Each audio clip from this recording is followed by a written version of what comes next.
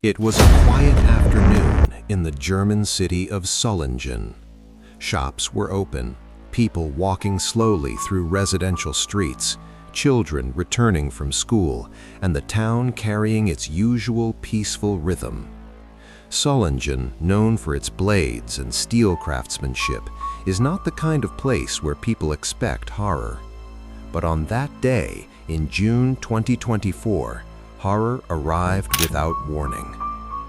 As the clock neared 3 p.m., witnesses reported seeing a man walking nervously along a small neighborhood street. Nothing unusual at first. European towns are full of pedestrians.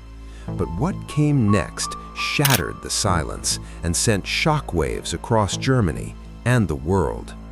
Without speaking a word, without any confrontation, the man pulled out a knife and began attacking people at random. A mother walking with her child, a man standing near a shop entrance, a young woman crossing the street. Chaos erupted in seconds. Screams filled the air. People ran, stumbling over curbs and benches, trying desperately to escape. Cars stopped abruptly. Doors slammed shut. Residents shouted from windows for everyone to run. Emergency calls flooded the system. There's a man stabbing people. Someone is bleeding on the street. Send police now. Within minutes, police units rushed to the location. Solingen's quiet streets turned into flashing blue lights, armored officers and paramedics trying to save lives. One victim collapsed near a garden fence. Another tried to crawl to safety. A child screamed for help. In those moments, time felt frozen, everything happening too fast, too brutally, too senselessly. The attacker attempted to flee, but police confronted him, arrested him, and secured the area. People hiding inside stores slowly emerged, shaken, crying, still unable to understand what had just happened.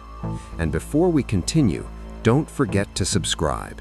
Your support helps us bring real stories and real investigations to life. As paramedics stabilized the injured, journalists rushed to Solingen. News networks broke their programming. Social media exploded with videos taken by bystanders, shaky, panicked, filled with confusion. The world wanted answers. Who was the attacker? Why did he choose this place? Why these people? Authorities later revealed that the suspect was a young German man known to local mental health services. No political motive, no ideological message, just a deeply unstable individual and a community that paid the price. Yet even with answers, the fear did not fade. Germany has seen its share of violent incidents, but Solingen was different.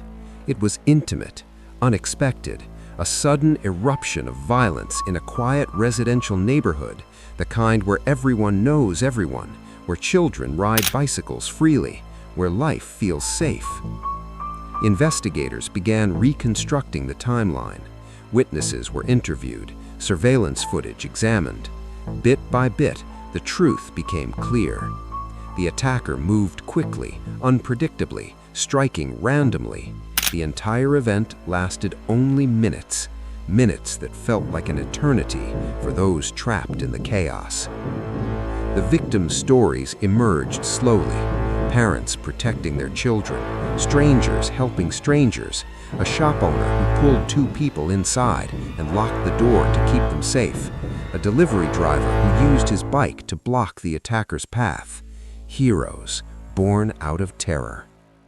In the days that followed, flowers appeared at the scene, candles lined the sidewalks, photos of the victims were placed under street signs.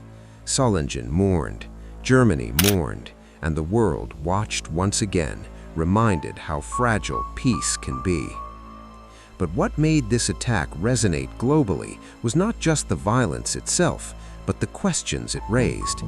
How does a society protect itself from unpredictable acts of madness? Could this have been prevented? Were the warning signs missed? And why do these tragedies keep happening, even in some of the safest places on Earth? Politicians debated mental health policies. Security experts discussed rapid response systems. Ordinary people talked about fear and about resilience. Solingen slowly returned to life. Shops reopened, children returned to school, but the scar remains, a reminder written into the memory of the city that even the quietest places can face darkness. Months later, the attacker's trial continued, and more details surfaced: his psychological issues, his behavior in the days leading up to the attack, and the factors that may have triggered the violence. Yet even with all the details, nothing could explain the pain left behind. The innocent lives changed forever, the families grieving, the community shaken. The Solingen knife attack of 2024 stands as one of the most shocking crimes of the year, not because of its scale, but because of its suddenness, its randomness, and the terrifying idea that anyone, anywhere, could become a victim in the blink of an eye. As we close this episode, remember this: true crime is not entertainment. It is a reflection of real people, real pain, and real lessons. And don't forget to subscribe to help us honor these stories and to ensure that what happened in Solingen is never forgotten.